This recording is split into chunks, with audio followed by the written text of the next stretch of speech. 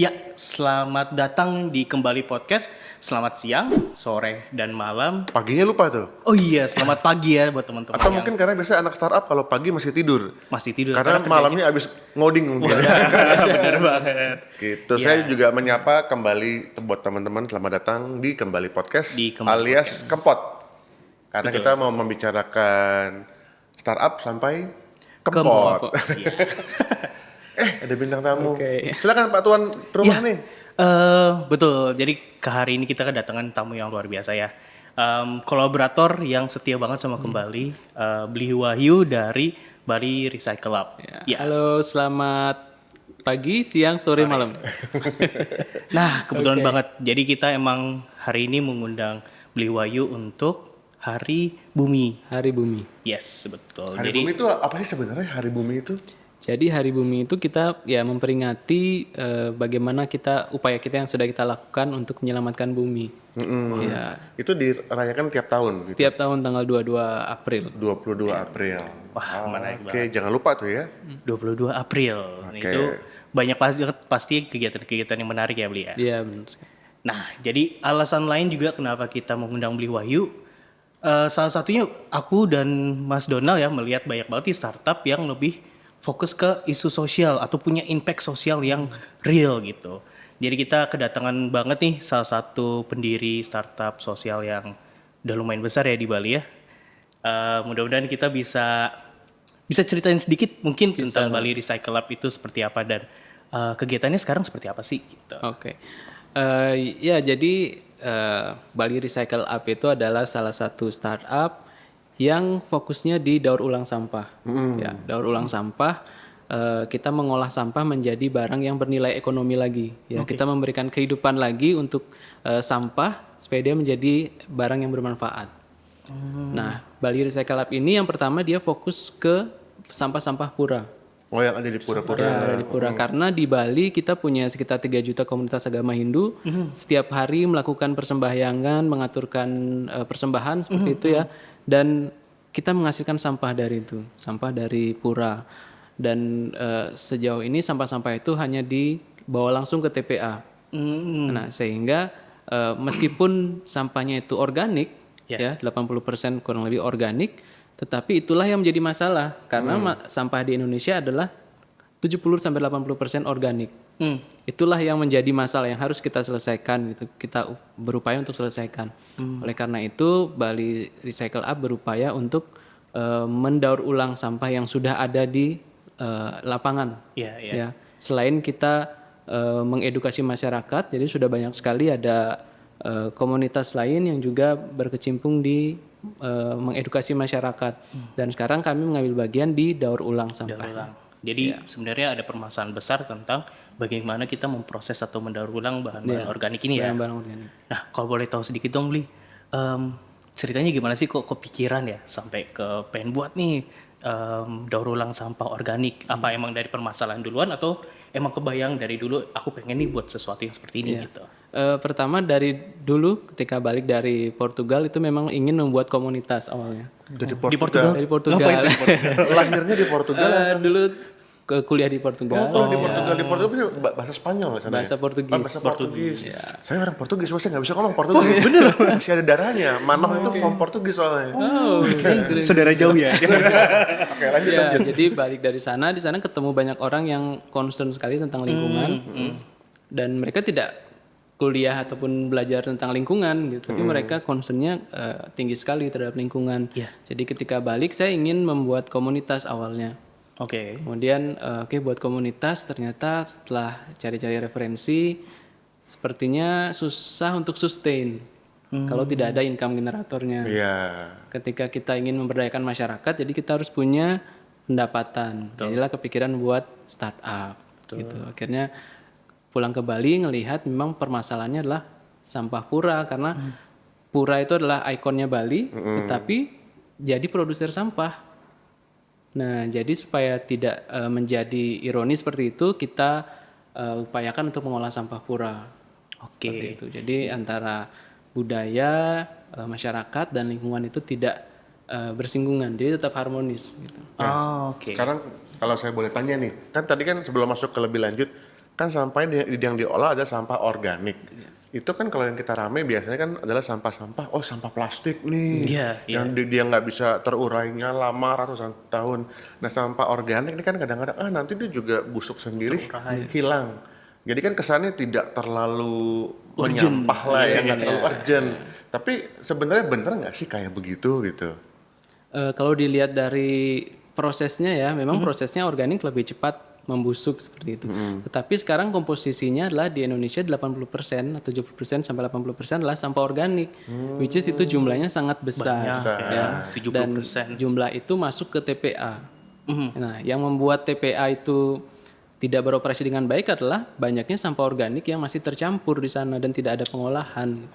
Ketika material organik itu bertumpuk, kemudian tidak ada proses, maka akan timbul gas. Ada proses gasnya, ada gas metan, gas CO2, kemudian karena jumlahnya terus bertambah, sehingga umur TPA-nya tidak sesuai dengan perencanaan. Cepat overload lah gitu ya. Rencananya misalnya 20 tahun, mungkin 10 tahun sudah Udah penuh. Dan biasanya kan sampah organik itu aroma ya. aroma juga, selain gasnya dan Gasnya terus nanti banyak lalat mungkin gitu ya. benar sekali jadi faktor penyakit juga. Itu asalnya semua dari sampah organik. Kalau jadi sama seremnya sebenarnya semua sampah organik sebenarnya. atau plastik sama Kalau ya. plastik juga menjadi masalah dan banyak sekali organisasi atau komunitas yang sudah mengelola sampah plastik. Jadi saya mungkin harus belok dulu sedikit ke organik dan nantinya pengembangannya juga akan ke plastik. Oh, gitu.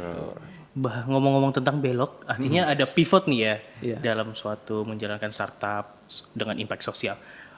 Boleh cerita dikit nggak kira-kira kesulitannya apa sih nih? Karena membuat startup aja itu udah susah ya. Gimana lagi kita membuat, apalagi ya kita membuat startup yang punya spesifik isu yang pengen diselesaikan. Itu sulitnya itu gimana? Dan apa lebih susah dari startup biasa? Ya, jadi sulitnya itu mempertahankan motivasi ya.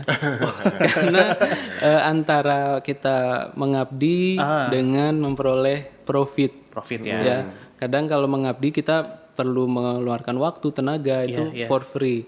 Jadi harus punya tujuan yang jelas. Tujuan yang jelas dulu di awal, ingin apa, punya misi apa dalam hidup kita ini. Kalau sudah kita punya itu, mau gimana pun kita tetap di track yang itu, track yang sama. Ya. Oke. Artinya pasti ada belok-beloknya ya. Iya, pasti ada. Apalagi cobaan untuk kayak Iya, kita harus mungkin finansial. sekarang belok kiri dulu, nanti tapi tetap di tracknya itu. Nah, itu Tetap selama apa ya, menemukan permasalahan seperti itu, kira-kira dari Beli Wahyu itu kemana sih? Atau cerita ke teman, atau ada mentor nggak sih sebenarnya yang bisa kayak, oh baiknya kamu ke sini, ke kanan dulu atau kiri dulu, itu gimana? Mentor itu penting banget. Jadi Mentor penting, saya juga bertemu beberapa mentor waktu itu. Dari yang pertama itu kita di YSI ya, Young Sustainable Impact Southeast Asia. Itu kita di mentor selama 3 bulan yang saya sama sekali nggak tahu masalah startup, teknisnya masalah startup saya kurang tahu waktu itu. Yang taunya hanya ngolah sampah jadi barang lain. Jadi belum tahu masalah startup. Akhirnya kita lolos untuk mentoring di sana selama 3 bulan dan diberikan berbagai informasi terkait startup dari finance, pasar dan segala macam. Kemudian ada mentoring lagi dari Reapra, itu juga ada mentor selama 1 bulan. Kemudian di Backcraft ketemu Mas Donald. Ya, dulu ya. Oh, ketemu Mas Donald ya sebelumnya? Sempat ketemu waktu 2020 kayaknya ya? Iya, 2020. Karena online waktu itu. Iya, waktu online sempat juga dapat masukan juga. Oh, jadi emang prosesnya panjang banget ya? Iya, memang peran mentor itu penting sekali. Pernah nyerah nggak sih? Apa nyaris nyerah? Aduh, udah mau berbakti gitu ya. Cuman kok kayaknya pernah nggak sih gitu? Udahlah. Pernah. Apalagi karena kita kan nggak sendiri ya. Jadi ada tim. Tim sudah motivasinya juga tidak sefrekuensi sama kita. Kadang kemudian kita udah sendiri. Kemudian ada kerjaan lain juga. Kadang-kadang atau kita stop aja. Tapi tetap ada motivasi kalau saya punya misi nih di lingkungan, jadi gimana pun tetap jalan, meskipun turun tetap jalan. Itu bangkitinnya gimana tuh? Kan ada timnya katanya lagi down juga, Wahyunya juga pasti kayak kepikiran kerjaan dan lain-lain. Itu bangkitin timnya gimana tuh? Kalau tim mungkin lebih ke komunikasi sebenarnya ya. Komunikasi sering ada kayak regular meeting seperti itu. Kemudian bisa juga dengan kita nyari relasi di event-event kayak gitu, dan berusaha untuk menjaga update ya tentang startup, tentang atau ada teman yang punya startup, itu kita ngobrol seperti itu, dan itu juga cukup Bantu ya. nambah tetap menjaga motivasi gitu. Baik. Nah, kalau boleh tanya nih, kalau gituan, kalau mungkin startup teknologi dan lain-lain itu lebih ke permasalahan finansial nih kita timnya. Nah, aku dengar kayak sepertinya kalau untuk dari segi finansial dan tim itu bukan permasalahan terbesar ya. Kalau dari startup sosial ya aku bilangnya ya. Itu permasalahan terbesarnya kira-kira apa sih? Kalau untuk Tantangan startup gitu. sosial, tantangannya ini adalah kita sustain biar startup ini berkelanjutan dan melibatkan masyarakatnya, itu yang mungkin agak menjadi tantangan. Karena ketika kita buat social enterprise ya, social enterprise itu harus seimbang antara profit dan dampaknya gitu. Jadi kalau kita banyak dapat profit tapi dampaknya stagnan, itu juga kurang bagus gitu. Jadi tidak sustain gitu. Jadi harus dampaknya ningkat, profitnya juga ningkat. Artinya harus ada dampak yang terukur ya. Ya, dampaknya harus terukur. Wah, itu beda banget ya. Cara ngukurnya gimana tuh? Itu menarik banget tuh. Nah, ini yang menarik beda ya, banget karena dampak kan kadang-kadang tidak bisa terukur seperti itu. Nah, kalau kemarin di Bali Recycle Up itu kita mengukur dampaknya berapa jumlah sampah yang bisa kita produksi dari pura. Jadi kita menghitung berapa timbulan sampahnya di pura yang berpotensi kita olah. Kemudian berapa orang nih dari satu pura itu bisa kita ajak kira-kira dalam satu program, misalnya 10 orang. Nah, kemudian proyeksi dalam 1 tahun itu berapa kiranya sampah yang bisa kita olah dari pura dengan produk yang kita hasilkan. Oke, jadi berapa sampah yang bisa diproduksi sehingga nggak ke TPA yang tadi ya. Berapa pengurangan yang bisa kita lakukan. Jadi semuanya bisa diukur. Nah, sejauh ini gimana nih ukurnya? Nilainya masih merah atau gimana? Ya, jadi sejauh ini karena memang terkendala pandemi, jadi kami belum sempat ke masyarakat untuk mengolah sampah bersama. Jadi masih dalam prototyping di internal Recycle Up-nya. Kita udah pernah punya partnership dengan salah satu pura di Denpasar, tetapi karena pandemi jadi kegiatannya tertunda. Tetapi kita jadinya kita mengambil sampah dari rumah tangga nih. Dari rumah tangga, dari rumah-rumah kan semua ada puranya. Kita mengangkut sampah-sampah itu. Itu kerjasama dengan mungkin pengolah sampah tempat desa atau gimana? Itu masih nanti ketika programnya sudah bisa jalan, kita kerjasamanya sama komunitas yang ada di pura. Jadi nanti setiap pura punya pengolahan sampahnya masing-masing. Gitu. Jadi dari pura diolah masyarakat, hasilnya digunakan lagi oleh masyarakat seperti itu. Jadi istilahnya bekerja sama dengan tim yang ada di masyarakat ya. Jadi awareness-nya itu nggak cuma dari tim Bali Recycle Up, tapi juga dari tim-tim yang udah di masyarakat lapangan. yang harus lebih bertindak gitu. Nah, ini respon dari masyarakatnya gimana nih saat datang? Apakah mereka juga lihat, oh ini bagus nih, atau mereka buat apa ya? Nggak perlu kayaknya. Jadi kemarin kita sempat ngobrol sama pengelola puranya, ya mereka juga kaget karena produk yang kita tawarkan adalah dupa aromaterapi gitu. Yang misalnya biasanya kalau sampah itu diolah jadi pupuk kompos ya, karena dia organik. Tapi ini kita rubah jadi dupa aromaterapi yang mungkin nilai ekonominya lebih tinggi daripada kompos. Gitu. Jadi teman-teman di Bali Recycle Up ya namanya, itu mengubah sampah menjadi dupa aromaterapi, yang juga banyak dipergunakan untuk kepentingan keagamaan ya. Jadi dupa ini khusus untuk non keagamaan. Non keagamaan. Ini biar nggak salah nih makanya saya tanya. Non worshipping activity. Jadi untuk yoga, sekali untuk yoga, untuk di villa, spa, hotel, dan jadi souvenir khas Bali gitu. Itu dari limbah, dari sampah organik. Dari sampah canang, bunga yang selesai sembahyang biasanya dibuang. Itu kita keringkan terus kita olah. Nah, itu kaget tuh si pengurus puranya. Karena yang pertama dari segi adat itu kan tidak boleh ya kalau digunakan lagi untuk sembahyang. Tapi kita infokan bahwa ini untuk kegiatan non keagamaan. Jadi tidak untuk sembahyang, dan waktu itu kita semangat nih karena kita punya pasar yang besar di Bali. Untuk Iya, turis iya. biasanya mereka tertarik dengan eco produk, eco souvenir. Tapi ketika pandemi semuanya pergi, hotel pada tutup, Betul. spa juga tutup. Jadi kita kita pending dulu. Jadi kita coba cari entry point yang lain untuk bisa ada progres dari Recycle Up. Jadi mencari alternatif ya karena Iya, emang turismenya lagi turun banget Iya, kan di Bali. Wah, menarik. Sebenarnya potensi seberapa besar sih untuk supaya sampah organik dari rumah tangga maupun dari pura supaya tidak berakhir di TPA tuh sebenarnya berapa banyak sih untuk bisa dijadikan aroma terapi ini? Kalau dupa aromaterapi yang kami estimasi kemarin ketika kita mentoring dengan YSI itu hampir 40.000 ton per tahunnya. 40.000 Itu ton. yang bisa dihasilkan atau yang bisa kita kelola, yang bisa kita olah dari pura karena di Bali ada banyak pura dan satu pura di satu hari raya waktu itu estimasinya 2.000 liter. 2.000 liter which is 20 kilogram. Oke. Ya. Karena itu sampah organik 20 kg kering itu kan banyak banget. Iya. Dan itu satu hari raya. Oke. Satu hari Satu raya. hari doang Which is ya. kita punya banyak hari raya, banyak pura. Benar. Puranya aja sekitar 4.700 pura Di Bali. Itu termasuk pura yang di desa dan pura publik. Jadi estimasi yang bisa kami olah nantinya adalah sekitar 40.000 ton per tahunnya.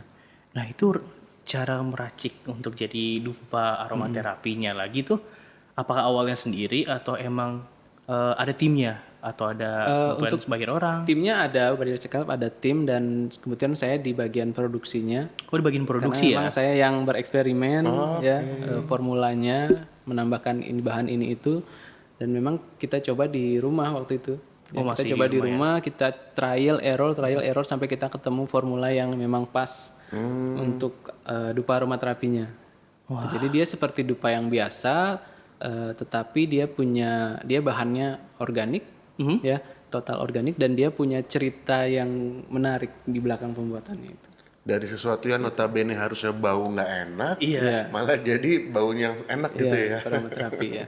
Jadi memang kalau kompetitor banyak sekali dupa-dupa aromaterapi yang ada di pasaran dan mungkin kualitas kita mungkin jauh di bawah mereka. Tetapi yang kita bawa di sini adalah misi dari Bali Recycle Up itu. Maksudnya kualitasnya di bawah mereka apanya nih yang di Mungkin yang di luar itu sudah dengan lebih bagus dari packaging bahannya dan mereka sudah punya brand seperti itu sudah terkenal seperti itu ya.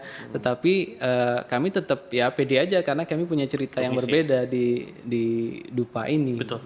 Nah, itu mereka apakah organik juga atau Ada yang organik, ada juga yang memang menggunakan pewangi sintetik. jadi dari Bali Recycle Up ini emang punya advantage lain ya dibanding Memang mereka. misinya total organik. Iya. Dan juga punya hubungan yang erat dengan masyarakat Iya. gitu kan. Nah, kalau boleh tanya reaksi nih dari pasar. Sebelumnya mungkin pasar target utamanya itu apakah lokal atau turis kok gitu?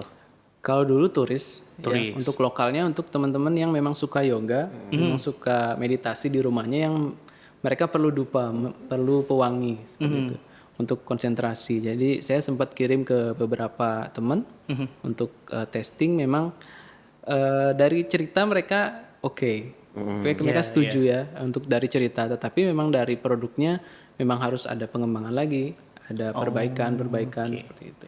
Jadi selling point terbesarnya itu dari ceritanya Dari ya, ceritanya. makna dari dupanya itu dari mana dan jadi apa, melibatkan siapa. Wah, keren banget sih. Mas Dul? perjalanannya jadi udah berapa lama ya? Sekarang karena Bali Recycle Up itu berdiri Januari 2020. Masih baru ya? Masih dan baru. pas banget pas COVID ya. Ya itu kita udah mulai jalan itu semangat dari Januari sampai Maret. Maret COVID jadi kita pelan-pelan lagi jadi. Tapi semangatnya tetap ada nggak sekarang? Semangatnya tetap ada karena memang kami punya misi yang jelas. Kami ingin membantu masyarakat untuk bisa mengelola lingkungannya. Jadi udah dengan misi itu kita bagaimanapun nanti kita mungkin nggak di dupa, kita dengan kegiatan lain, tetapi tetap misinya adalah membantu masyarakat. Berarti ini untuk Bali Recycle Up bahwa ada dari masyarakat mendapat dukungan ini ya, udah dapat dukungan, timnya juga sekalipun masih dalam kondisi sekarang masih capek atau mungkin ya rada-rada susah tapi masih ada gitu tetap ya, ada, tetap ada dan jadi bisa ngelihat masa depannya. Iya. Nah ini masa depannya apa sih nih kalau setelah vaksinasi udah mulai banyak, terus pintu pariwisata mulai dibuka lagi yang internasional, ada planning apa sih yang satu langkah aja gitu? Ya. Kedepannya, jadi kami sudah membuat semacam roadmap ya. Jadi kita udah punya roadmap sebelum COVID. Jadi selama 5 tahun kita apa nih tahapan-tahapannya. Nah, ketika nanti kondisi sudah membaik, memang kita akan meluncurkan produk-produk lain selain dupa ini. Salah satunya briquette, saya sebut aja sekarang. Kita masih dalam tahap riset Bocoran ya, untuk teman-teman. membuat briquette dari sampah pura. Briquette dari sampah pura. Oke, Jadi organik, full bisa organic menjadi ya. bahan bakar, alternatif bahan bakar, dan kedepannya nanti setelah 5 tahun harapannya adalah Bali Recycle Up itu menjadi recycling facility di Bali. Ya, jadi recycling facility center di Bali. Ya, kita bisa melayani semua sampah selain di pura, sampah pantai, sampah di fasilitas umum, sampah di pariwisata. Gitu. Jadi sampah-sampah yang khusus ya, selain sampah domestik di rumah tangga. Oke, jadi emang mengelola sampah organik di Bali ya, dimanapun. Nah itu pun nyotir, kan tadi bilang banyak banget nih sampah organik yang masih kecampur nih sama sampah-sampah lainnya. Dari Bali Recycle Lab itu sendiri apa akan sortir sampahnya atau akan mengedukasi teman-teman mungkin di tempat pariwisata, di taman atau di mana-mana untuk memisahkan sendiri? Karena kan itu menjadi permasalahan yang dihadapin startup sosial ini kan. Oke ini kita punya ide, kita punya cara, tapi masyarakatnya sendiri susah untuk diedukasi untuk seenggaknya memisahkan sampah. Nah kalau dari Bali Recycle Lab tuh solusinya itu seperti apa? Ya, jadi dalam pengelolaan sampah itu ada dua poin penting. Yang pertama pengurangan, yang kedua adalah penanganan. Nah kami ingin berjalan di dua-duanya secara berkelanjutan ya. Penanganan itu pengurangan itu supaya kita mengurangi sampah nih. Supaya kita mengurangi sampah, bagaimana caranya dengan reduce dan reuse. Reduce and reuse, Ya, menggunakan kembali atau mengurangi sehingga mengurangi timbulan sampah. Sedangkan penanganan itu kita melakukan recycle.